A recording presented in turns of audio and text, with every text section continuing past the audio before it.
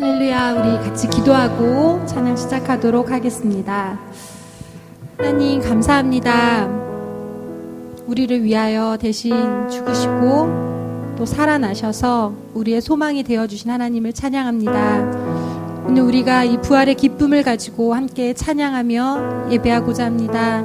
주님, 우리의 찬양과 예배를 받으시고 우리가 온전히 집중하여 예배할 수 있도록 인도하여 주시옵소서.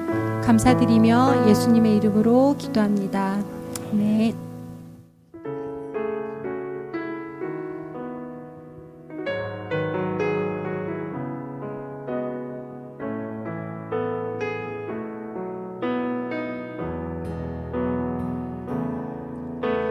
생명과 바꾼 주의 사랑을 잊지 않게 하소서. 나를 위해 흘렸던 주의 눈물 잊지 않게 하소서. 생명과 바꾼 주의 사랑을 잊지 않게 하소서. 나를 위해 흘렸던 주의 눈물 잊지 않게 하소서. 감사합니다.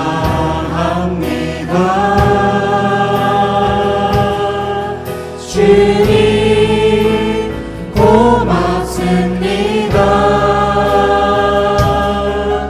그 사랑 때문에, 그 눈물 때문에 주 앞에서 예배합니다. 주의 긍휼과 주의 선하심 내가 묵상하오니 내 영혼 위에 베푸신 주의 은혜 잊지 않게 하소서. 주의 긍휼과 주의 선하심 내가 묵상하오니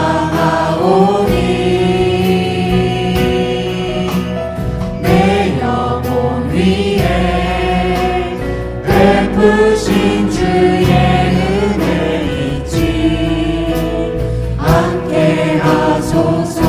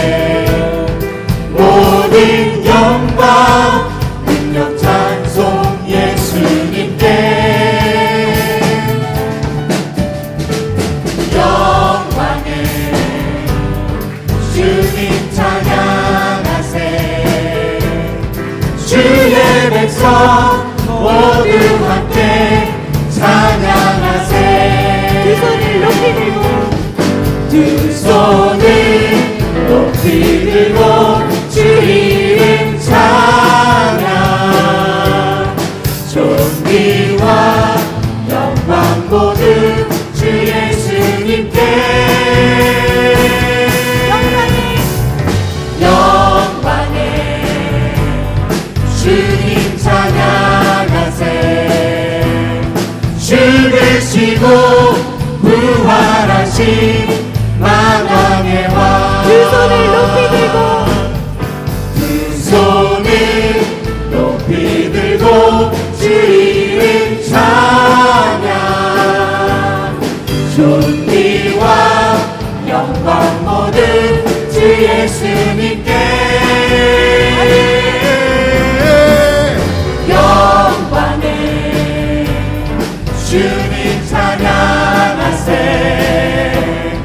죽으시고 부활하신, 죽으시고 부활하신, 죽으시고 부활하신 만왕의 왕. 우리 주님의 이름을 높이며 찬양하겠습니다. 주의 이름 높이며 주를 찬양하나이다. 나를 구하러 오신 주를 기뻐하나이다. 하늘 영광 버리고 이 땅 위에 십자가를 지시고 죄사할 때 무덤에서 일어나 하늘로 올리셨네. 주의 이름 높이, 주의 이름 높이며, 주의 이름 높이며 주를 찬양하나이다. 나를 구하러 오신 주를 기뻐하나이다. 하늘 영광 버리고 이 땅 위에 십자가를 지시고 죄사할 때 무덤에서 일어나 하늘로 올리셨네. 주의 이름 높이.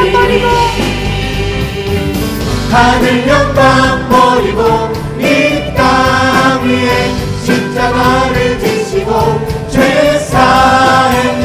무덤에서 일어나 하늘로 올리셨네.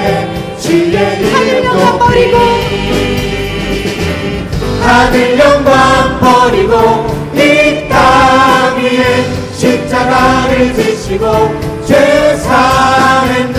무덤에서 일어나 하늘로 올리셨네. 주의 이름 높이. 하늘 영광 버리고 이 땅 위에 십자가를 지시고 죄사했네. 무덤에서 일어나 하늘로 올리셨네. 주의 이름 높이. 하늘 영광 버리고 이 땅 위에 십자가를 지시고 죄사했네. 무덤에서 일어나 하늘로 올리셨네. 주의 이름 높이. 예수 하나님의 완전한 사랑. 예수 하나님의 다없는 은혜. 예수 하나님의 놀라운 지혜. 아름다운 그 이름 예수. 예수 하나님의 완전한 사랑. 예수 하나님의 완전한 사랑. 예수 하나님의 값없는 은혜. 예수 하나님의 놀라운 지혜. 아름다운 그 이름 예수.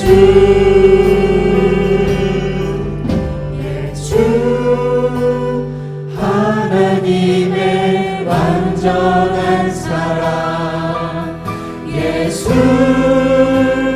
하나님의 값없는 은혜 예수 하나님의 놀라운 지혜 아름다운 그 이름 예수 하나님의 완전한 사랑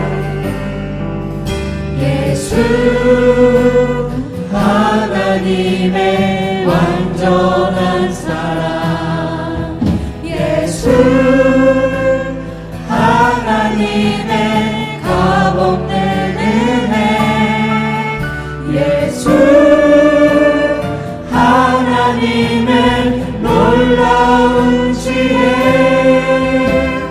아름다운 고백하겠습니다.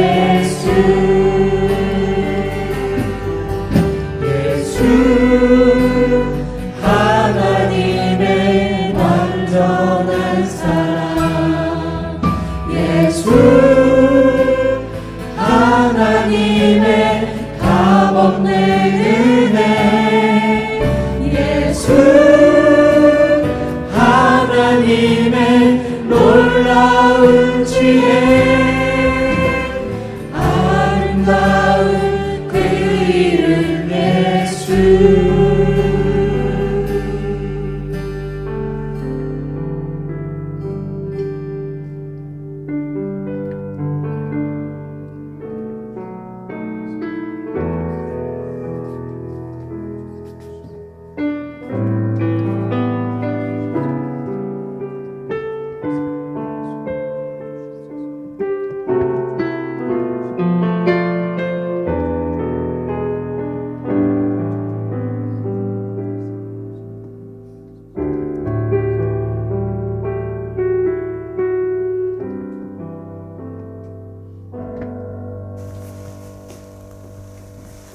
네, 이제 우리 다 같이 일어나셔서 피아노 조악에 맞추어 묵상기도 드림으로 2020년 부활주일 예배를 하나님께 올려드리겠습니다.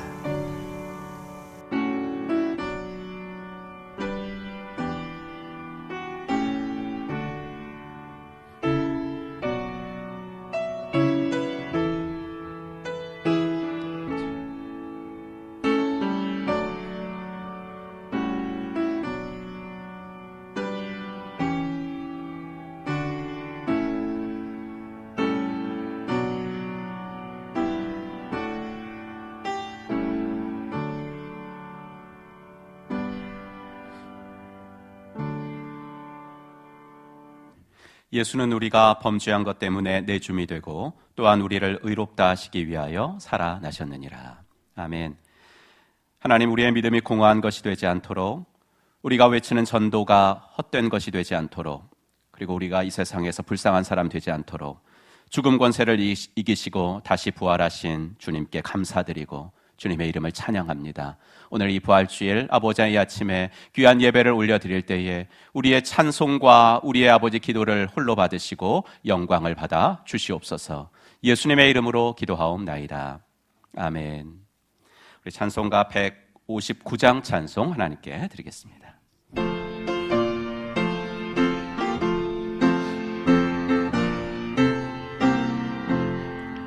기뻐 찬송하세 주님 부활했네 그 무덤의 권세 다 깨뜨렸네 찬송하고 전파하세 계속하신 주님 할렐루야 찬송하세 다시 사셨도다 기뻐 찬송하세 밝은 빛이 왔네 그 어둠의 권세 다 이기셨네 찬송하고 전파하세 계속하신 주님 할렐루야 찬송하세 다시 사셨도다 기뻐 찬송하세 주님 피를 흘려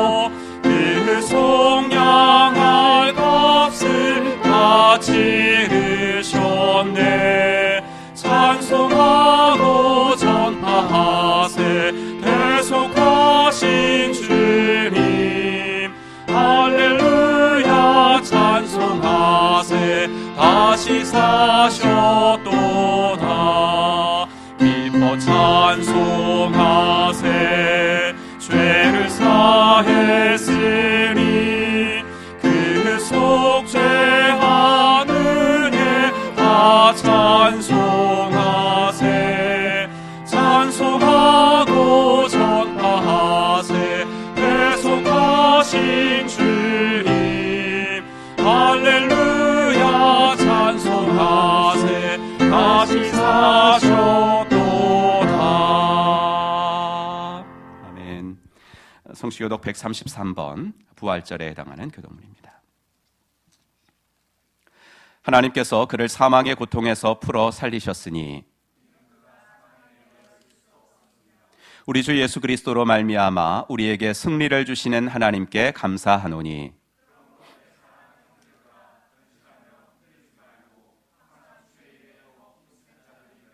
이 말을 할 때에 예수께서 친히 그들 가운데 서서 이르시되 너희에게 평강이 있을지어다 하시니 예수께서 이르시되 어찌하여 두려워하며 어찌하여 마음에 의심이 일어나느냐. 영은 살과 뼈가 없으되 너희 보는 바와 같이 나는 있느니라.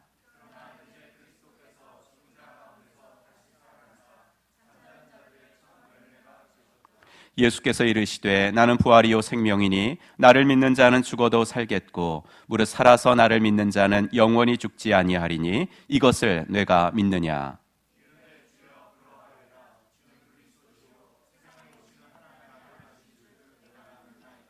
아멘. 우리 사도신경으로 우리의 신앙을 고백합니다. 전능하사 천지를 만드신 하나님 아버지를 내가 믿사오며 그 외아들 우리 주 예수 그리스도를 믿사오니 이는 성령으로 잉태하사 동정녀 마리아에게 나시고 본디오 빌라도에게 고난을 받으사 십자가에 못 박혀 죽으시고 장사한 지 사흘 만에 죽은 자 가운데서 다시 살아나시며 하늘에 오르사 전능하신 하나님 우편에 앉아 계시다가 저리로서 산 자와 죽은 자를 심판하러 오시리라. 성령을 믿사오며 거룩한 공예와 성도가 서로 교통하는 것과 죄를 사하여 주시는 것과 몸이 다시 사는 것과 영원히 사는 것을 믿사옵나이다. 아멘. 이제 자리에 앉으시고 찬송가 161장 찬송 하나님께 드리겠습니다.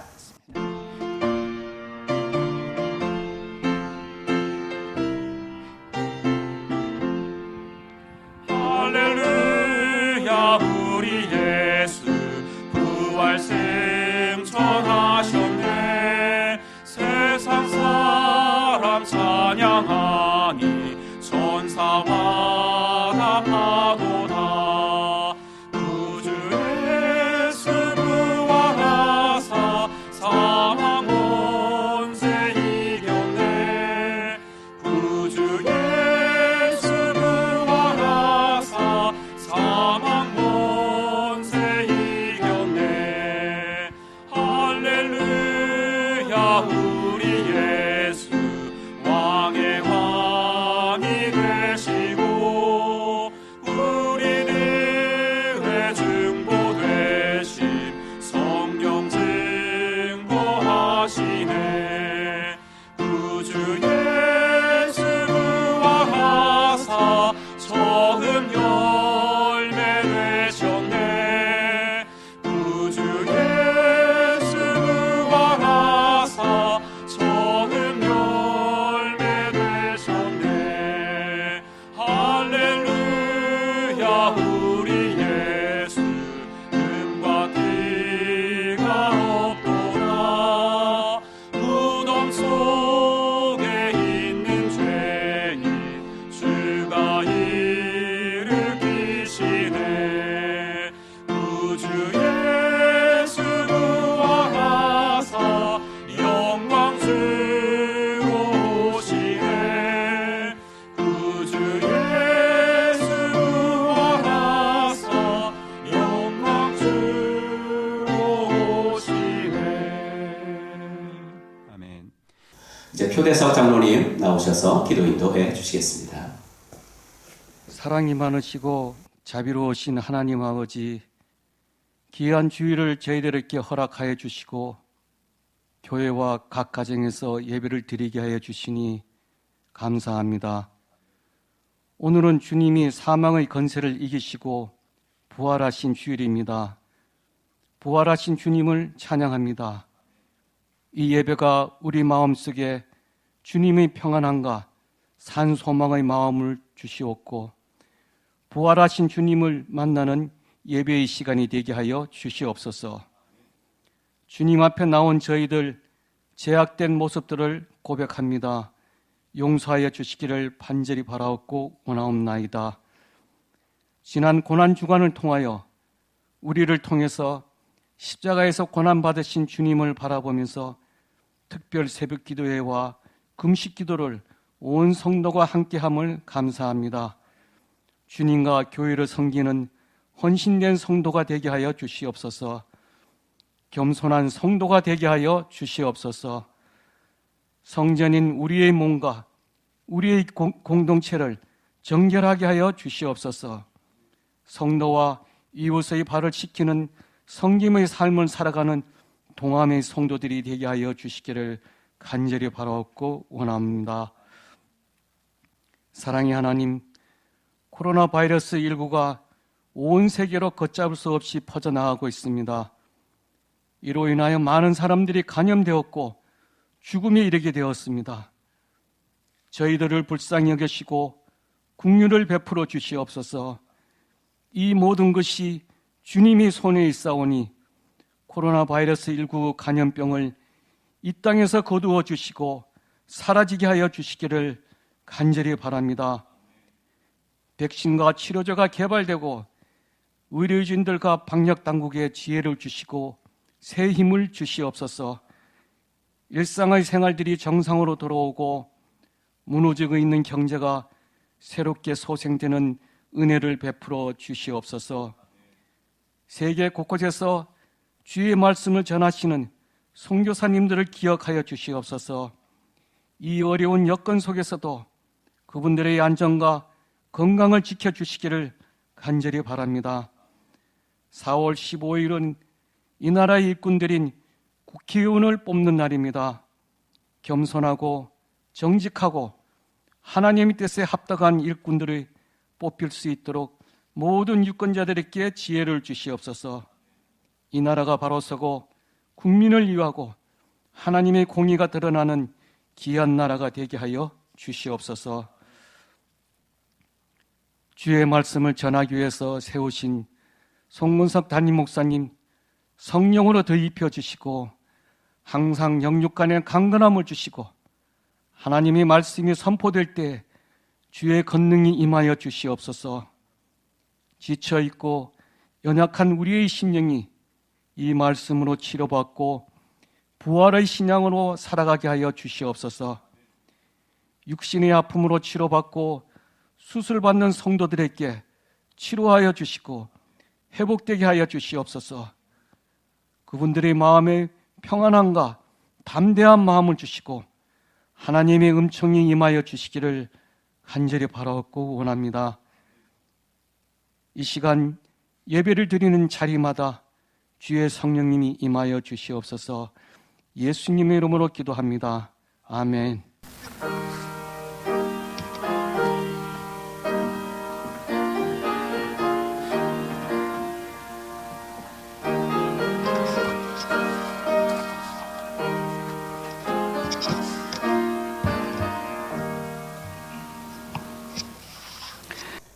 오늘 함께 읽을 하나님의 말씀은 마가복음 16장 1절부터 8절까지 있는 말씀입니다.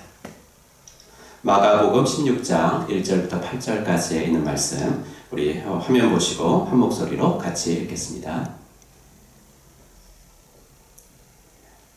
안식일이 지남에 막달라 마리아와 야고보의 어머니 마리아와 또 살로메가 가서 예수께 바르기 위하여 향품을 사다 두었다가 안식 후 첫날 매우 일찍이 해 돋을 때에 그 무덤으로 가며 서로 말하되 누가 우리를 위하여 무덤 문에서 돌을 굴려주리요 하더니 눈을 들어본즉 벌써 돌이 굴려져 있는데 그 돌이 심히 크더라.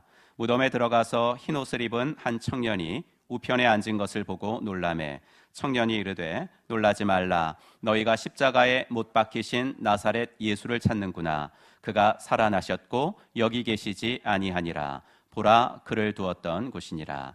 가서 그의 제자들과 베드로에게 이르기를 예수께서 너희보다 먼저 갈릴리로 가시나니 전에 너희에게 말씀하신 대로 너희가 거기서 배우리라 하라 하는지라. 여자들이 몹시 놀라 떨며 나와 무덤에서 도망하고 무서워하여 아무에게 아무 말도 하지 못하더라. 아멘. 부활절이 되면은 우리 할렐루야 찬양대가 또 준비한 부활절 칸타타도 하고 그럴 텐데 우리가 함께 모여서 이렇게 예배드리지 못하는 상황에서 우리 하나님께 그런 찬양 올려드리지 못하는 것들이 못내 아쉬워서 제가 우리 성도님들 각 가정에 좀 부탁을 드려서 예수 부활했으니 이런 이 찬양을 함께 좀 연합으로 찬양을 해봤으면 어떨까 하고 부탁을 드렸는데 한 17가정 정도가 우리 이 영상을 좀 보내주셨습니다. 우리 그 영상을 모아서 함께 한 예수 부활했으니 그 찬양을 한번 만들어 봤는데요. 우리 함께 영상을 통해서라도 하나님께 영광을 함께 올려드리겠습니다.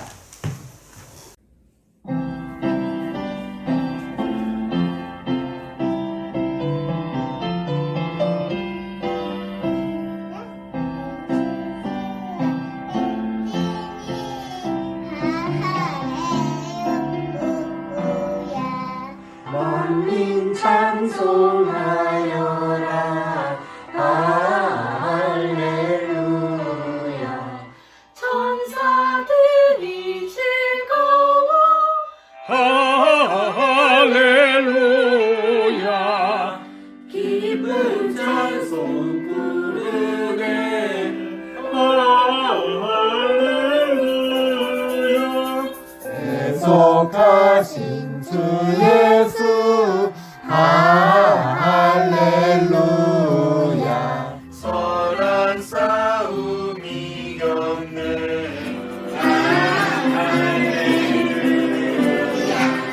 사망 권세 이기고 할렐루야. 하늘 문을 여셨네 할렐루야.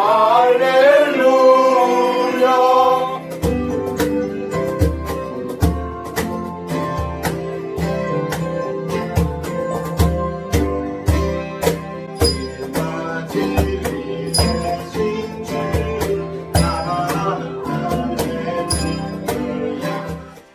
우리 부활하겠네 할렐루야. 부활 생명 되시니 할렐루야. 우리 부활하겠네 할렐루야.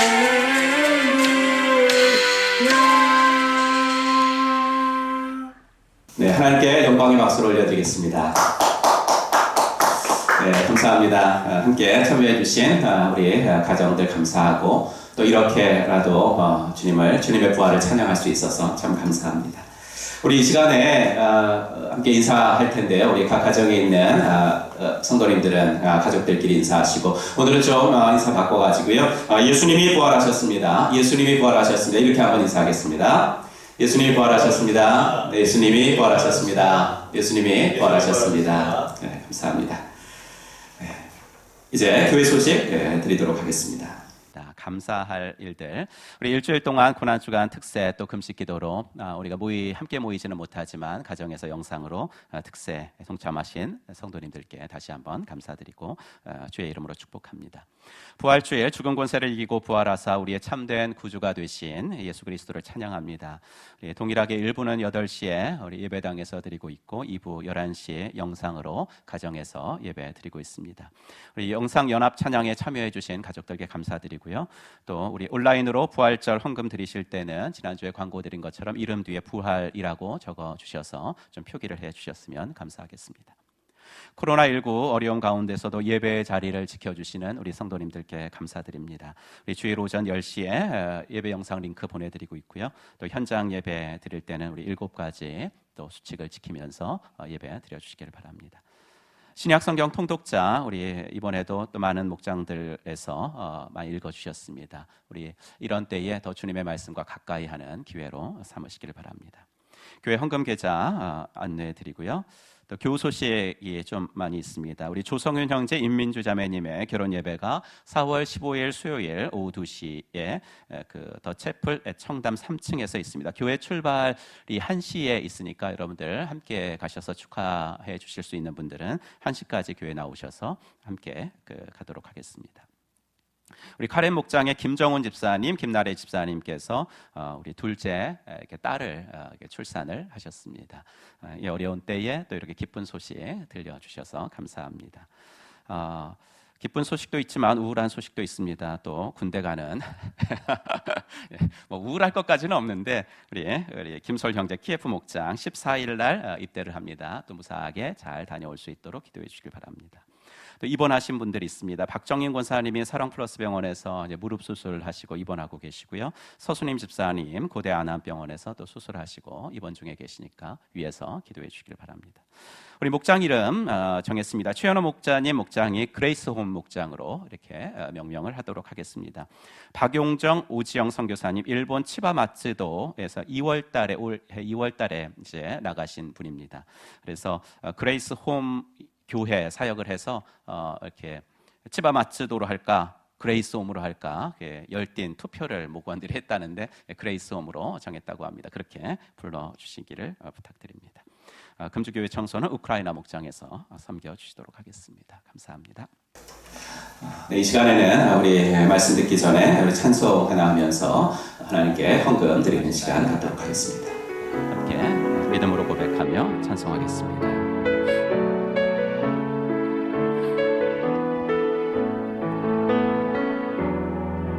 전능하신 나의 주 하나님은 능치 못하실 일 전혀 없네. 우리의 모든 간구도 우리의 모든 생각도 우리의 모든 꿈과 모든 소망도 신실하신 나의 주 하나님은 우리의 모든 괴로움 바꿀 수 있네. 불가능한 일을 하시고 죽은 자를 일으키시니 그를 이길 자 아무도 없네. 주의 말씀 의지하여 깊은 곳에 금을 던져 오늘 그가 놀라운 일을 이루시는 것 보라. 주의 말씀 의지하여 믿음으로 금을 던져 믿는 자에게 능치 못함 없네. 전능하신 나의 주 하나님, 전능하신 나의 주 하나님은 능치 못하실 일 전혀 없네. 우리의 모든 간구도 우리의 모든 생각도 우리의 모든 꿈과 모든 소망도 신실하신 나의 주 하나님은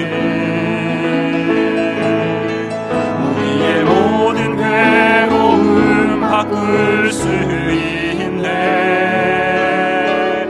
불가능한 일 행하시고 죽은 자를 일으키시니 그를 이길 자 아무도 없네. 주의 말씀 의지하여 깊은 곳에 금을 던져 오늘 그가 놀라운 일을 이루시는 것 보라. 주의 말씀 의지하여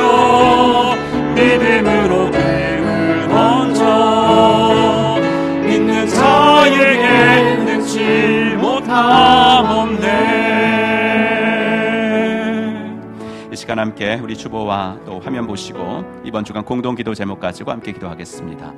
코로나19의 어려움에서 저희를 건져주시옵소서. 우리 대한민국과 한국교회가 바로 서게 하여 주시옵소서. 자녀들과 환우들을 지켜주시옵소서. 우리 한번 이 세 가지 기도 제목 가지고 통성으로 기도하겠습니다. 하나님 아버지, 주님의 은혜와 사랑을 감사합니다. 아버지, 하나 코로나19로 겪는 혼란과 두려움에서 우리들을 지키시고 보호해 주시옵소서. 확진자 수가 더욱 줄어들게 하시어 종식되게 하시고 하루빨리 치료제와 백신이 개발되게 하여 주시옵소서. 의료진들이 지치지 않도록 힘을 주시고 온 국민이 힘을 모아 이 어려움을 이겨나갈 수 있도록 하나님 인도하여 주시옵소서. 아버지, 대한민국과 한국교회가 바로 설 수 있도록 하나님 인도하여 주시옵시고 아버지 하나님여, 4월 15일 아버지 국회의원 선거를 통하여서 진정으로 국민들을 위해서 일할 수 있는 정치인들이 세워지게 하시고 아버지, 이 땅에 하나님의 공의가 이루어질 수 있도록 하나님 은혜를 더하여 주시기를 간절히 원합니다. 아버지, 한국교회가 시대적 사명을 잘 감당하는 영향력 있는 아버지 공동체로서 빛과 소금의 자리를 잘 지켜나갈 수 있도록 하나님 아버지, 하나님이 한국 아버지 교회를 축복해 주시기를 간절히 원하고 소원합니다. 아버지, 자녀들과 환우들을 위해서 기도합니다. 아버지, 온라인 개학하게 된 자녀들이 아버지 생소한 방식의 수업일지라도 잘 감당하게 하시고 아버지, 어서 정상적인 학교 생활이 이루어질 수 있도록 하나님 은혜를 더하여 주시기를 간절히 원하고 소원합니다. 아버지, 수술로 회복 중인 아버지 성도들이나 아버지 수술을 앞두고 있는 성도들에게 회복의 은총을 주시고 아버지, 마음의 평안함으로 주님께서 위로해 주시기를 간절히 원하나이다. 아버지 하나님이 우리들의 아버지 기도를 들어주시고 아버지 하나님이여, 정말로 아버지 이번 주간에도 부활의 주님을 아버지 하나님이여 정말로 전하며 아버지 부활의 주님으로 인하여 아버지 즐거워하는 복된 아버지 저희들 되어질 수 있도록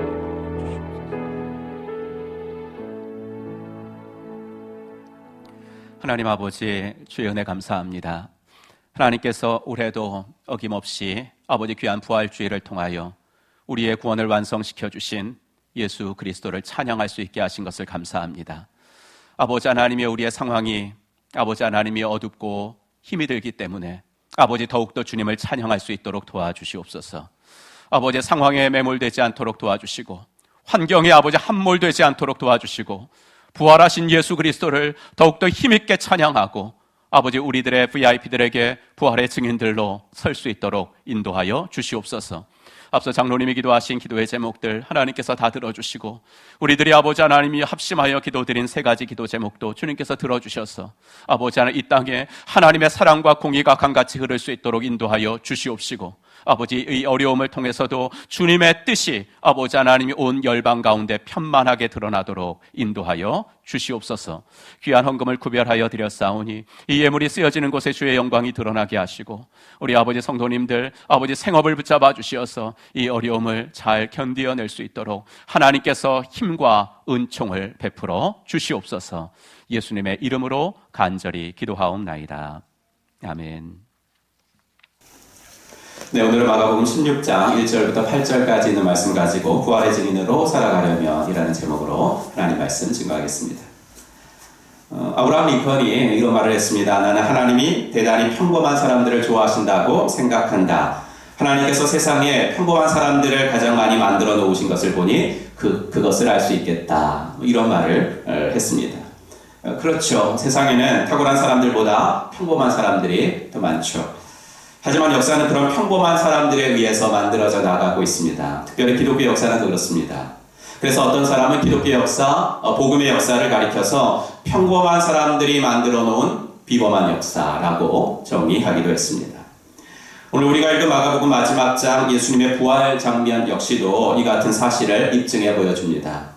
부활하신 주님이 가장 먼저 누구에게 나타나셨습니까? 여인들에게 나타나셨어요. 평범하다 못해 그 당시 한 인간으로서의 대우도 못 받으며 살고 있었던 여인들에게 예수님이 제일 처음 나타나셨다는 것입니다.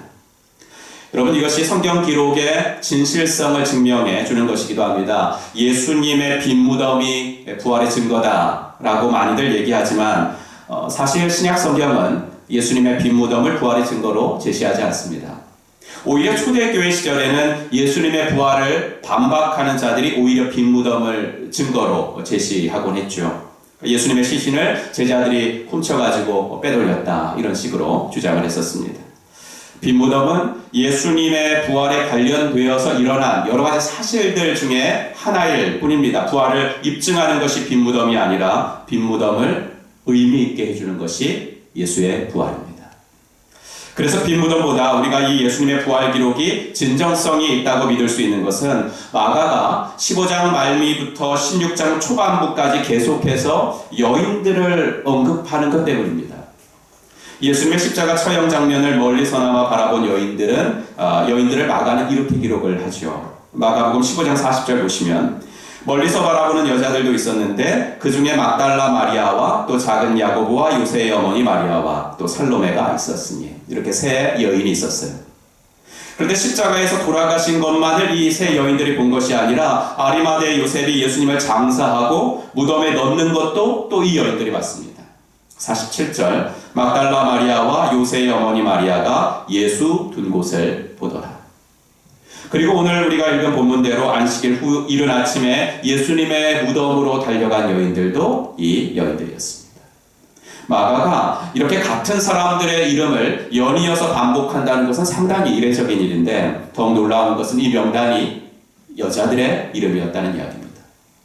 만약에 예수님의 부활을 반박하는 사람들의 주장대로 예수의 부활은 복음서를 쓴 제자들이나 초기 기독교인들이 예수님의 신성을 돋보이게 하기 위해서 날조 내지는 창작한 것이다 라고 한다면 이 십자가에서부터 부활로 이어지는 이야기에 거듭해서 여자들 이름을 넣는다는 것은 이건 상식에 전혀 어긋나는 일입니다. 당시의 유대 문헌들 속에서 여성들에 대한 비하적인 글들을 읽는 것은 그리 어렵지 않습니다. 율법의 말씀들이 여자들에게 전달되느니 차라리 태워 버려지게 하라. 이런 말씀도 있어요. 여러분도 많이 들어보셨을 유태인 남자들이 드리는 아침 기도문 많이 들어보시지 않았습니까? 나를 이교도나 노예나 여자로 태어나지 않게 해주셔서 감사합니다. 이런 기도를 드렸다고. 이런 비인격적인 대우를 받던 존재가 여자들입니다.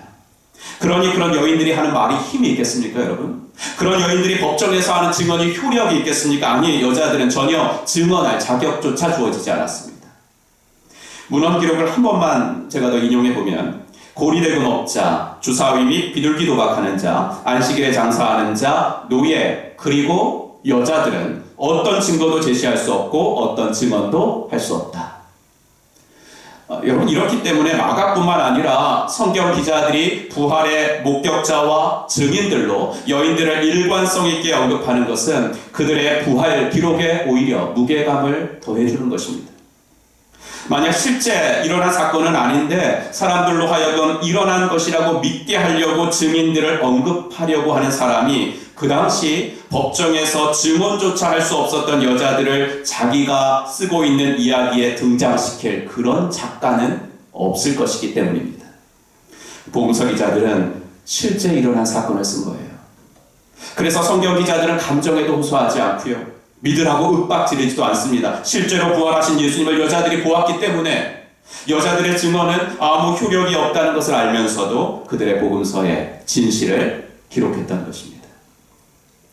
16장 9절에 보니까 예수님이 특히 가장 먼저 보여주신 사람은 누굽니까? 막달라 마리아였어요.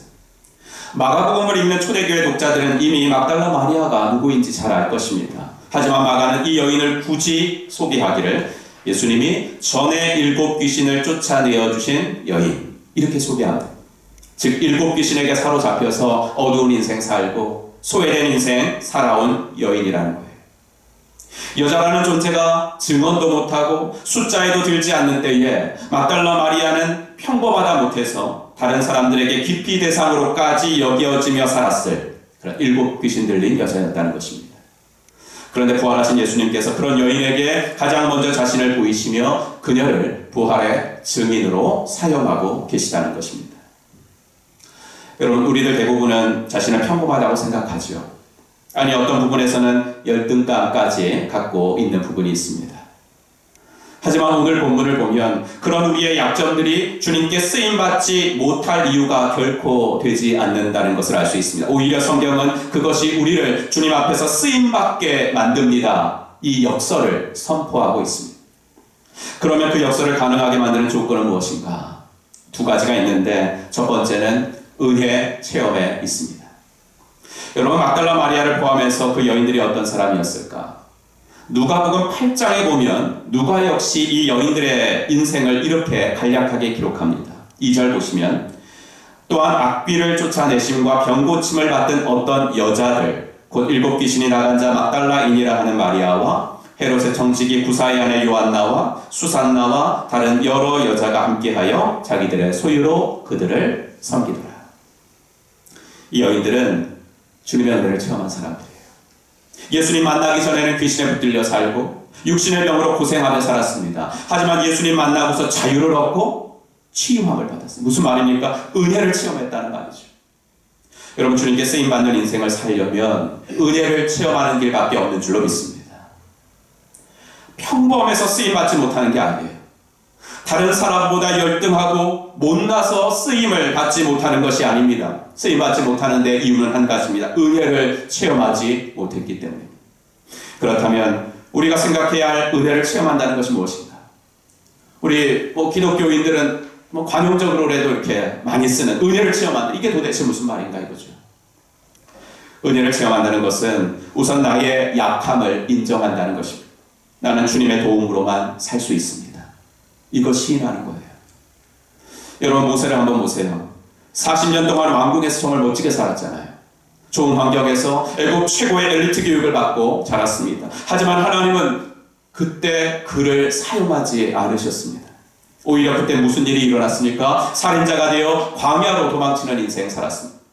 자기가 무엇인가를 해보려고 했을 때 그런 일이 일어났어요.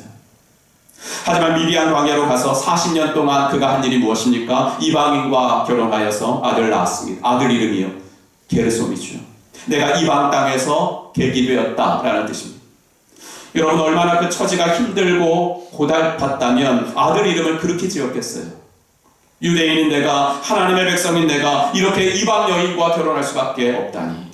이방 땅에서 나그네 된 자신의 처지의 한심함을 아들 이름 안에 투영한 거예요. 아들 이름 안에 자신의 처지를 투영한 거라고.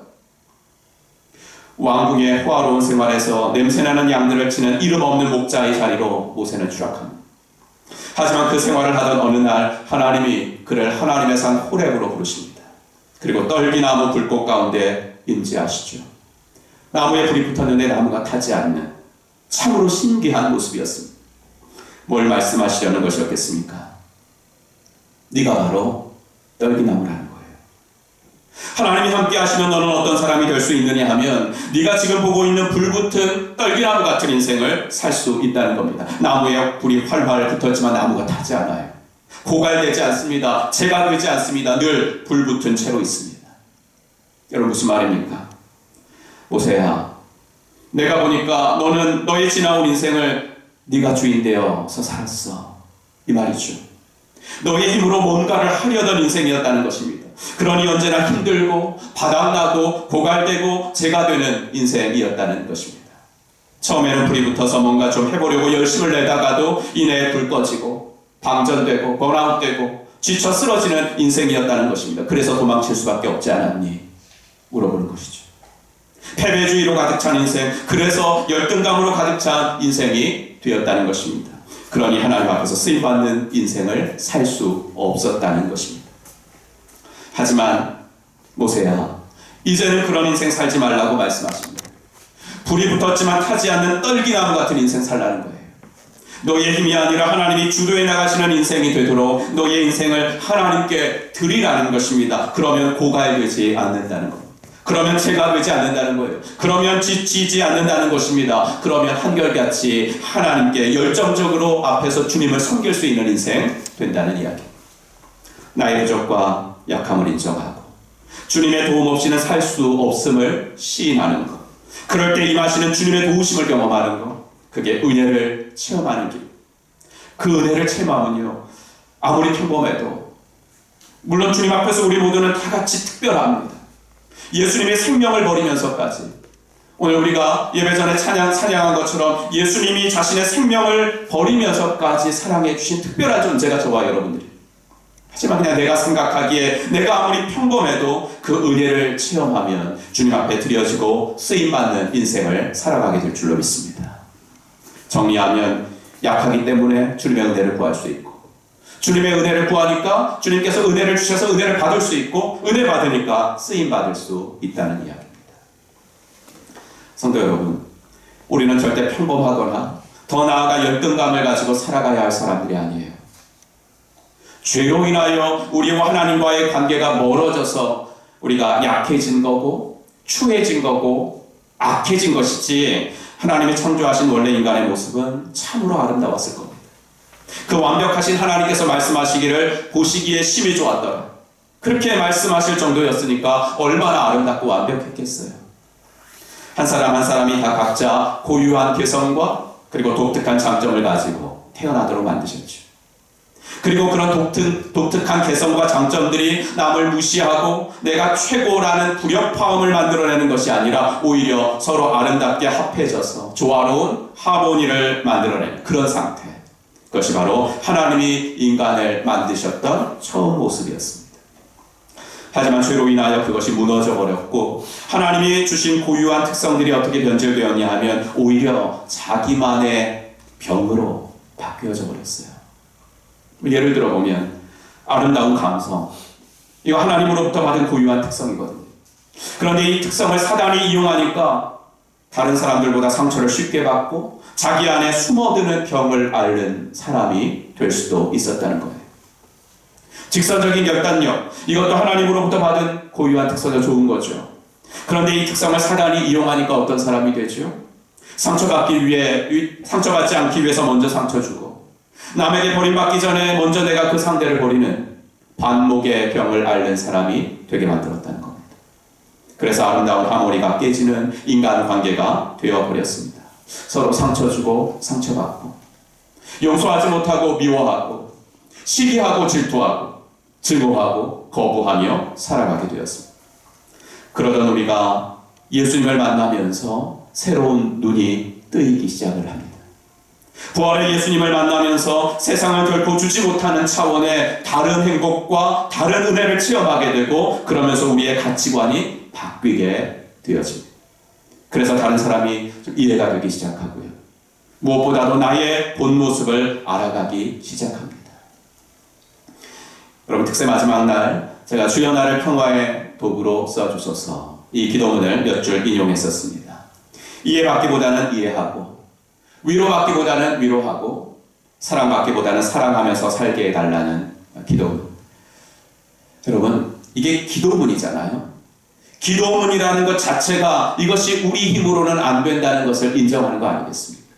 내 힘으로는 안 되고 은혜를 받아야 남이 이해가 되어지고, 이 은혜를 받아야 사랑이 되어지는 거예요. 은혜를 체험해야 누군가를 위로하는 평화의 도구가 될 수 있다는 거죠. 그 은혜를 받아가면서 하나님께서 원래 계획하신 나라는 존재는 어떤 존재인가, 이걸 생각하게 됩니다. 여러분, 그런 생각 안 해보셨습니까? 내가 예수님을 몰랐다면, 내가 교회를 안 다녔다면, 내가 목장 생활을 안 했다면, 그렇다면 내가 나라는 존재는 어떤 존재인가, 이런 거 생각하며 살았을까? 저는 그런 거 생각 잘 안 하며 살았을 것 같아요. 나는 왜 살고 어떻게 살아야 하는가, 이런 질문하면서 내가 살았을까? 예수 믿지 않는 사람들은 사실 이런 생각하며 살기 어려울 것 같습니다. 그런데 예수님을 믿고 교회를 다니고 일주일마다 목장을 나가다 보니까 목장마다 연령대도 다 다르고 모일 때마다 나누는 주제도 다르지만 젊은 분들이나 연세 드신 성도님들이나 결국은 이 이야기 하는 거 아닙니까? 하나님이 원래 계획하신 우리의 모습은 무엇일까? 그렇다면 나는 나의 남은 인생을 어떻게 살아야 되나? 그렇게 하나님이 회복하고 싶으신 나의 모습이 뭔지 내 생각도 말하고 목원들의 생각도 듣게 되죠. 그러면서 어떻게 돼요? 정말 사람이 되어가는 그 모습, 정말 사람이 되어가는 내 모습을 발견하게 된다. 아까 교회 소식도 드렸는데 수요일에 우리 성인 목자 민주자매가 결혼을 합니다. 우리 교회 싱글 목자님 중에 처음으로 결혼을 해서 제가 더 마음이 기쁘고 참 축하를 합니다. 이 젊은이들과 3번에 걸쳐서 예비 부부의 삶 공부를 했었습니다. 두 사람 모두 그런 고백을 하는 걸 들었습니다. 상대방을 만나고 교제하면서 내 부족했던 모습이 채워지는 것 같다. 그렇죠. 인간관계 속에서는요, 정말 제일 중요한 게 만남이에요. 누구를 만나느냐에 따라서 내가 달라지거든요. 너 그 사람 만나고 사람 됐다 라는 말을 듣게 되는 경우도 있어요. 하물며 좋은 사람을 만나도 내가 달라지는데 우리가 부활하신 예수님 만나면 어떻게 될까요? 우리가 흔히 하는 너 사람 됐다라는 이 말은 그냥 하고 다니는 겉모양이 요새 좀 세련돼졌다, 혹은 생활태도 이런 것이 전보다 나아졌다, 이 정도의 말이겠지만, 예수님을 만나고서 우리가 사람 됐다 라는 말은 정말 우리가 하나님이 회복하시고자 하는 그 인간 본연의 모습, 지어주셨을 때의 그 처음 모습을 소망하는 사람이 되었다, 이 말입니다. 제가 소망하는 사람이라는 표현을 일부러 쓴 것은, 그 회복은 주님이 애초에 지어주셨던 그 처음의 인간됨의 모습을 회복하는 그 회복은 천국에서 주님을 만날 때까지 계속되는 것이기 때문에 제가 그런 표현을 썼어요. 예수 믿고 좀 변화될 것 같은 중에도 여전히 제가 저를 보니까 제 안에 죄성이 보입니다. 이제는 좀 맑은 물인 것처럼 보이다가도 누군가 내 감정과 내 자존심을 흔들어 놓으면 저 밑바닥에 찌꺼기들이 다 휘저어져서 일순간에 흙탕물처럼 까맣게 되는 제 자신을 봅니다. 하지만 그럼에도 불구하고 하나님이 회복시킬 진정한 나의 아름다운 모습, 창조하셨을 때의 심히 보시기에 좋았던 그 사람 됨의 모습, 결국엔 그 모습으로 주님 앞에 설 것을 꿈꾸어 봅니다. 이 꿈을 꾸게 만들어 주신 것이 바로 예수님의 부활인 줄로 믿습니다. 사랑하는 성도 여러분, 평범하다 못해 열등감에 사로잡혀 산 막달라 마리아를 주님의 부활의 첫 증인으로 삼아 주셨다는 사실이 저와 여러분들에게 위로가 되는 줄로 믿습니다.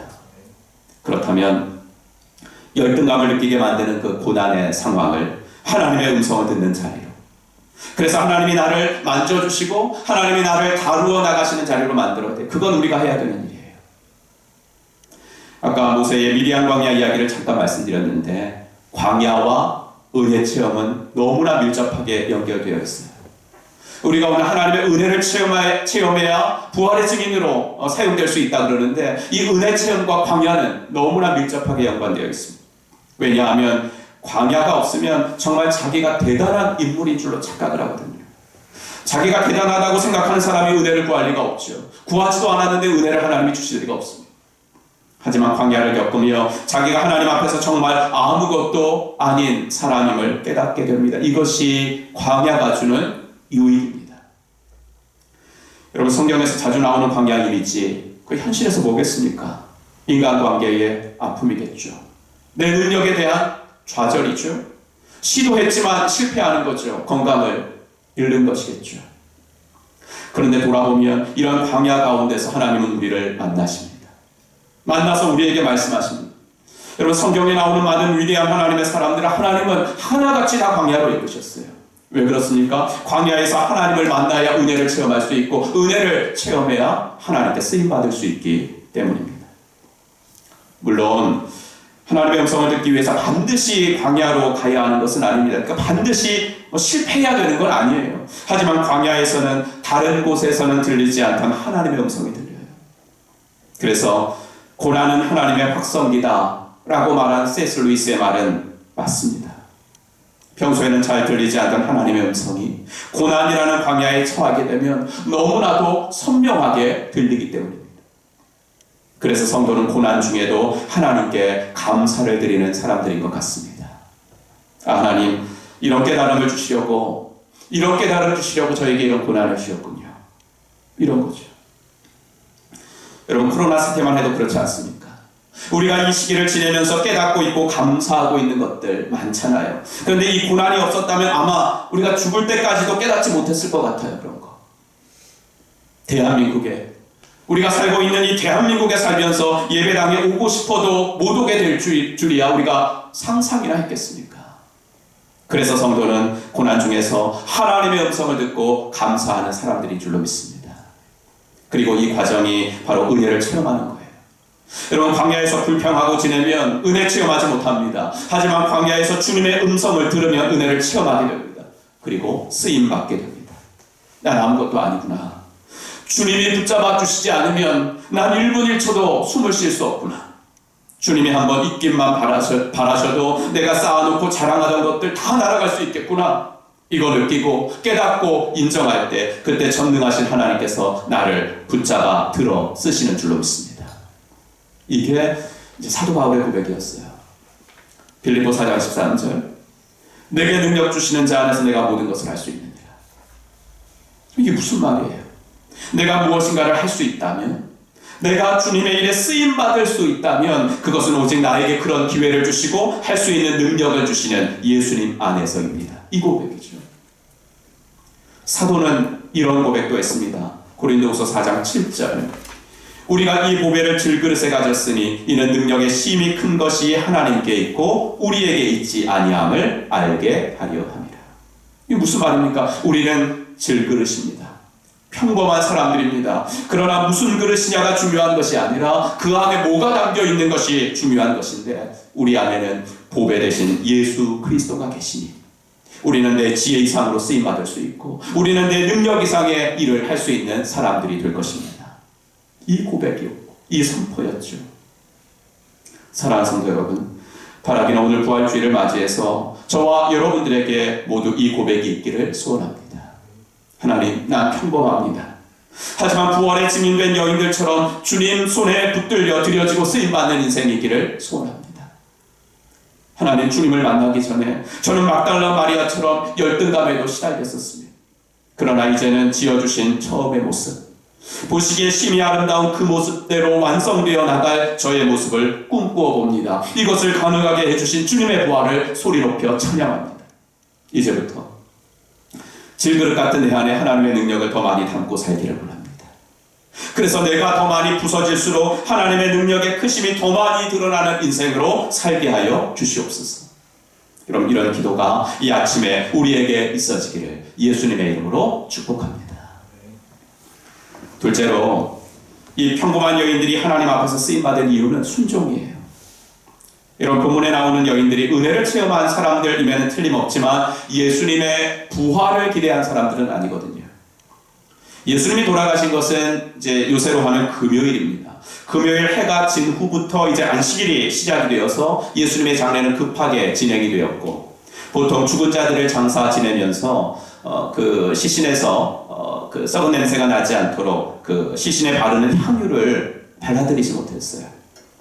그래서 여인들은 안식일, 그러니까 토요일 해가 떨어지자마자 향품을 샀고 그날 밤 아마 뜬 눈으로 세우다가 주일 새벽녘에 이 향품 가지고 미리 보아둔 예수님의 무덤을 향해 갔을 거예요. 그러나 여인들의 머릿속에는 부활이 아니라 죽음이 있었어요. 그들이 무덤을 찾은 것은 부활을 기대하며 온 것이 아니라 장래에 관련된 일을 하러 온 거예요. 그들이 그 새벽에 무덤을 찾은 이유가 있다면 부활에 대한 기대나 믿음이 아니라, 이 여인들은 갈릴리에서부터 주님을 섬기던 자들이었으니까 그토록 따르던 주님께 대한 마지막 사랑 때문이었어요. 8절을 볼까요? 여자들이 심히 놀라 떨며 나와 무덤에서 도망가고 무서워하여 아무에게도 아무 말도 하지 못하더라. 부활을 믿고 기대하고 그곳에 갔다면 놀라고 떨고 무서워하고 더군다나 도망갈 일은 없었을 거예요. 하지만 그 같은 상황 속에서도 마리아가 한 행동은 무엇입니까? 우리 10절 한번 같이 읽어보겠습니다. 마리아가 가서 예수와 함께하던 사람들이 슬퍼하며 울고 있는 중에 이 일을 알림해 라고 되어 있습니다. 무슨 말입니까? 순종했다는 거죠. 전혀 기대하지 않았던, 믿을 수 없는 일이 자기 눈앞에서 일어나서 엄청나게 놀라고 두려웠으면서도, 그래서 처음에는 분명히 예수님께서 그 천사들이 예수님이 부활하신 것을 가서 알려라 라고 했지만 처음에는 아무 말도 못했어요. 하지만 결국은 순종을 결단하고 나아갔다는 것입니다. 그녀가 순종했을 때 하나님은 그녀를 써주셨고 부활의 첫 번째 증인으로 삼아 주셨습니다. 여러분, 신앙생활에 있어서 순종은 아무리 강조해도 지나치지 않아요. 순종에는 두 가지의 순종이 있다고 제가 자주 말씀드리지 않습니까? 첫 번째는 상황의 순종입니다. 하나님께서 우리를 향한 계획을 이루어 나가시는 데 있어서 사용하시는 것이 상황이라는 거예요. 하나님은 전능자시지만 사람을 다루어 나가시는 방법은 지극히 상식적이십니다. 그분의 능력으로 나를 하루아침에 새 사람으로 만드실 수도 있지만 그렇게 하지 않으시고 우리를 어떤 상황으로 몰아넣으십니다. 그 안에서 견디고 그 안에서 인내하고 그 안에서 순종하면서 그 고난을 헤쳐나가면서 하나님의 사람으로 다듬어져 가라고 허락하시는 상황. 여러분, 요셉을 보세요. 형들에 의해서 팔려가고 무고한 누명 덮어쓰고 옥에 갇히고, 하지만 성경 기자가 요셉의 스토리를 기록하며 그토록 자주 이야기했던 것이 뭡니까? 여호와께서 그와 함께 하심으로 그가 형통하였더라. 그렇죠. 그 상황이 어렵고 힘들다고 불평하고 어떻게든 그 상황 벗어나려고 한다면 그 상황을 통해서만 주시고자 하시는 하나님의 복이 내 것이 되지 못한다는 거예요. 그 상황 속에서 버텨내는 믿음을 가지고 나아갈 때 하나님께서 그 상황을 통해서 내게 주실 복을 내가 받게 된다는 것입니다. 나이가 꽤 다가도록 예수 인도하시니 내 주 안에 있는 긍휼 어찌 의심하리요.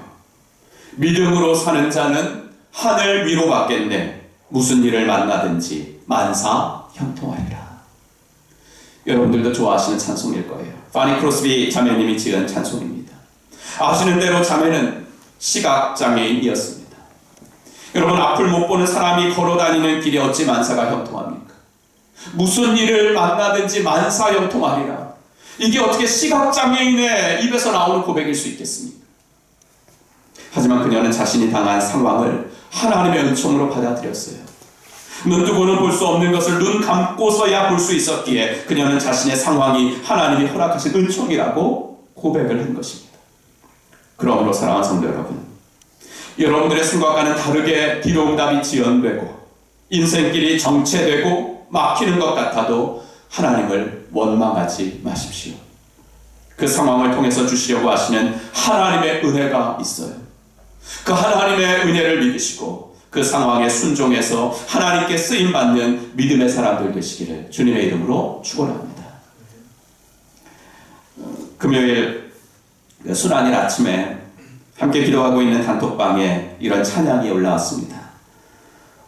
그 제목이 이런 거더라고요. 4 days late, 4일이나 늦었어요 라는 제목의 찬양이었습니다. 조금 길고 번역 가사라서 좀 어색할 수도 있지만 좀 소개해드리고 싶어서 제가 좀 적어왔습니다. 예수님께 소식이 들려왔습니다. 빨리 오세요 제발. 나사로가 많이 아파요. 주님이 도와주시지 않으면 살 수 없어요. 마르다와 마리아는 오빠가 죽는 것을 보았어요. 예수님을 기다렸지만 오시지 않았어요. 도대체 왜? 장례식이 끝나고 장사 지낸 지도 4일이나 지났어요. 그때 누군가가 예수님이 이곳으로 오고 계시다고 했어요. 마르다는 예수님께 달려나갔어요. 그리고 울기 시작했어요. 예수님, 만약 당신이 여기 계셨다면 제 오빠를 고쳤을 것이고 지금 살아있을 거예요. 그러나 4일이나 늦으셨군요. 이제 모든 희망이 사라졌어요. 주님, 저는 당신이 이해가 되지 않아요. 왜 이렇게 늦으셨어요? 그러나 여러분, 예수님이 하시는 일은 우리와 같지 않아요. 그분은 하나님이시거든요. 그리고 놀랍게도 예수님은 우리 보기에는 4일이나 늦으셨지만 정확한 시간에 오셨어요. 예수께서 마르다에게 말씀하시기를 오빠의 무덤을 보여주려. 그러나 그녀는 말했어요. 주님은 모르십니다. 오빠는 무덤에 묻힌 지 4일이나 되었는걸요. 그러나 무덤 입구에 돌은 옮겨졌고 그리고 예수님께서 말씀하셨어요. 나사로야 나오너라. 그때 누군가가 외쳤어요. 그가 살아났다. 나사로가 살아났다. 여러분 중에 혹시 두려움과 싸우는 분이 계십니까? 예수님께 도와달라고 부르짖지만 아무 응답도 없지 않습니까? 친구여, 낙담하지 마십시오. 왜냐하면 그분은 그때나 지금이나 여전히 같은 분이시거든요. 그분은 이 땅에 곧 다시 오실 것입니다. 무덤에 돌을 옮기시고 여러분의 이름을 부르실 것입니다. 그분이 4일 늦으시자 우리의 모든 소망은 사라졌습니다. 우리는 예수님이 왜 이렇게 늦으시는지 이해가 안 됩니다. 그러나 예수님이 하시는 일은 우리와 같지 않아요. 그분은 하나님이시거든요. 그리고 놀랍게도 예수님은 우리 보기에는 4일 늦으셨지만 정확한 시간에 오셨어요. 여러분, 정확한 시간에 그분은 다시 오실 것입니다.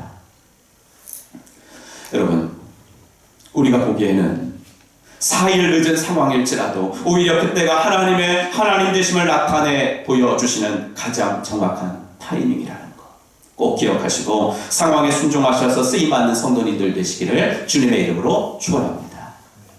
또한 우리가 잘 아는 대로 믿음은 상황의 순종, 두 번째는 말씀의 순종이에요. 하나님이 주시는 말씀에 순종하는 겁니다.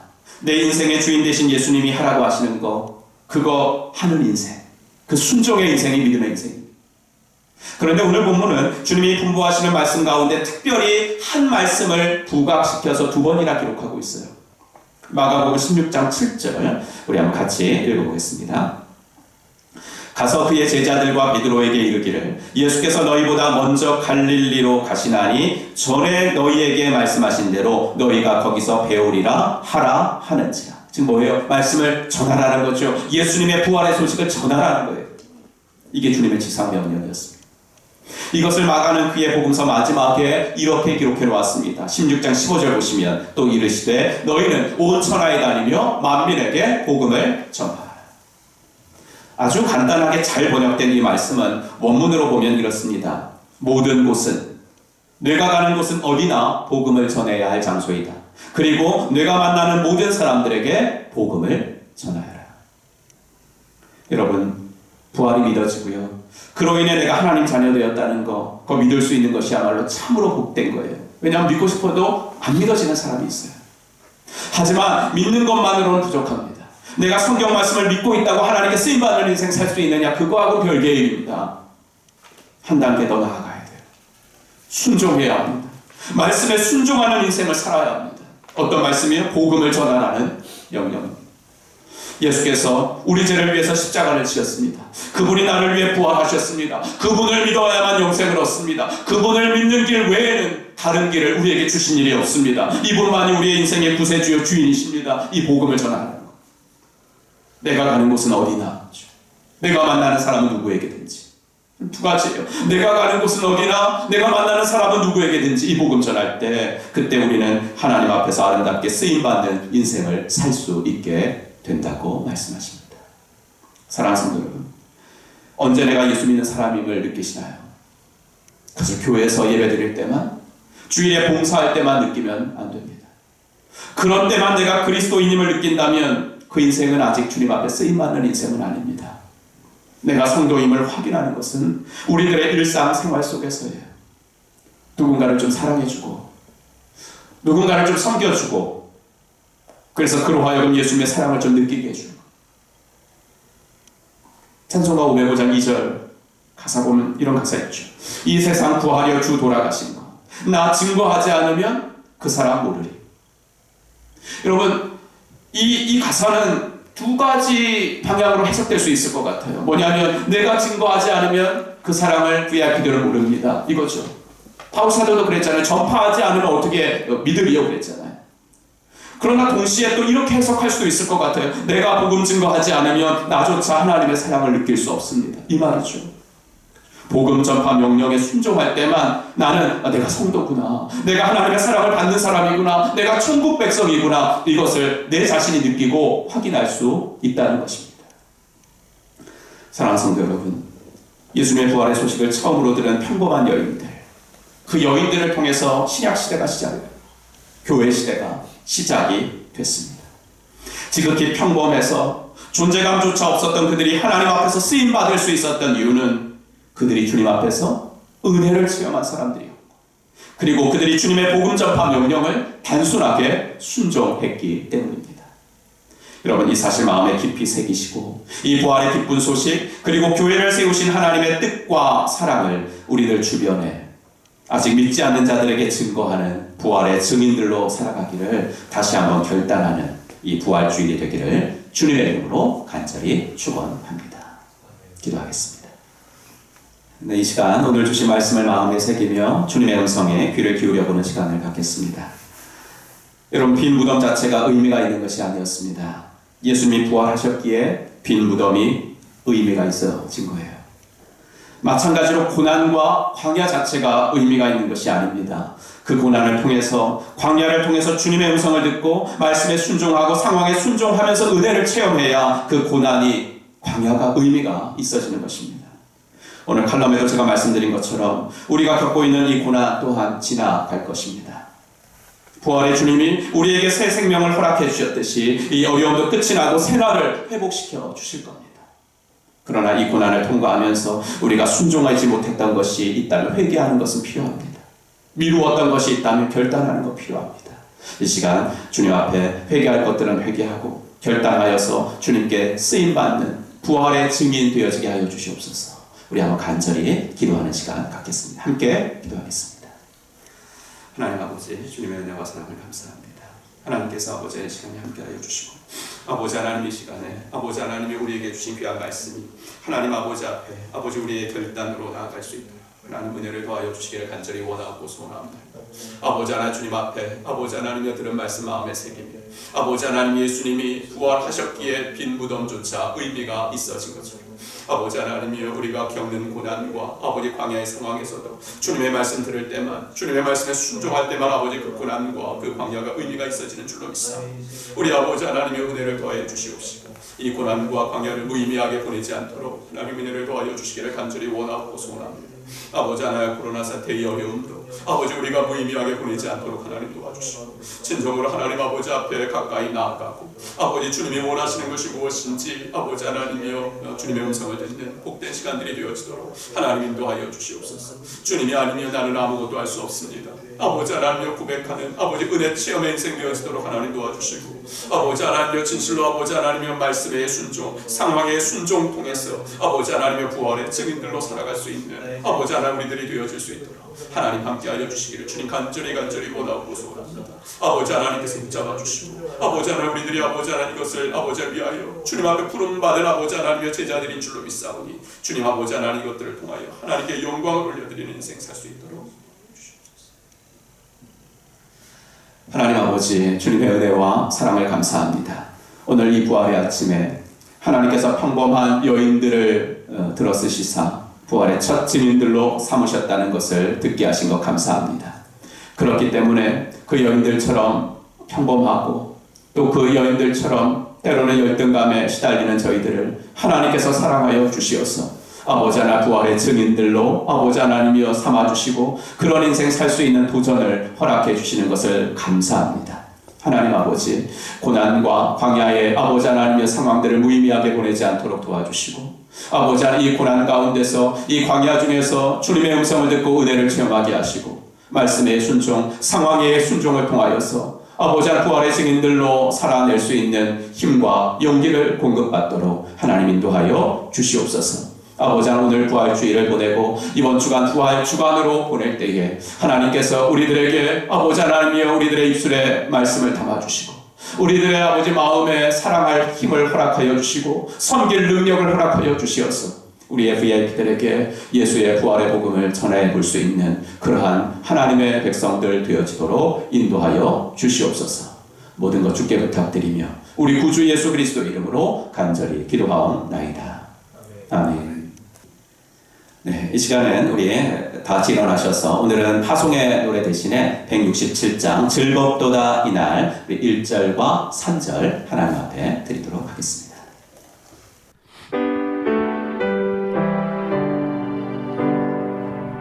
즐겁도다 이날 세세히 할 말 즐겁도다 이날 세세히 할 말 사망 권세 깨고 하늘이 열려 죽은 자가 다시 살아나와서 생명의 주 예수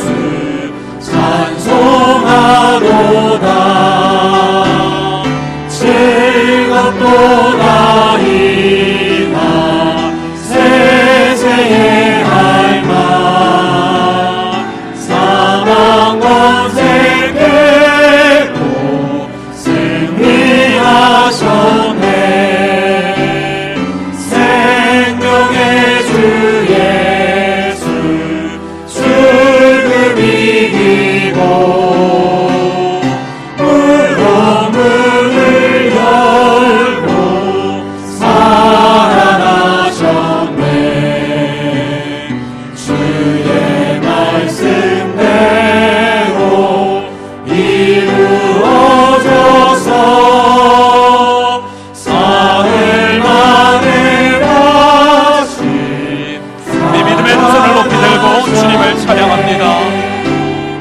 즐겁도다 이날 세세의 할망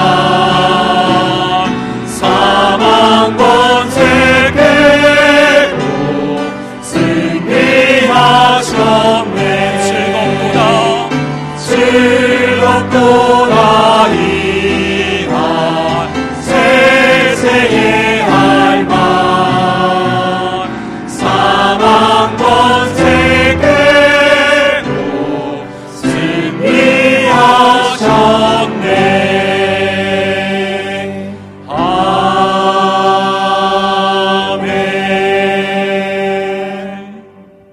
이제는 부활이요 생명이 되신 우리 구주 예수 그리스도의 은혜와 아들을 이 땅에 보내주신 하나님의 지극하신 사랑하심과 성령 하나님의 감화 감동 위로 충만하심이 오늘도 고난과 광야의 상황 속에서라도 주님의 음성을 듣고 은혜를 체험하고 주님의 말씀 따라 순종하여서 부활의 증인들로 이 세상을 하나님께 붙들리고 아버지 안에 세상이 감당치 못하는 하나님의 사람들로 살아내기로 마음속에 다짐하고 돌아가는 사랑받는 당신의 자녀분들 머리 위에 이제로부터 영원토록 함께 계실지어다.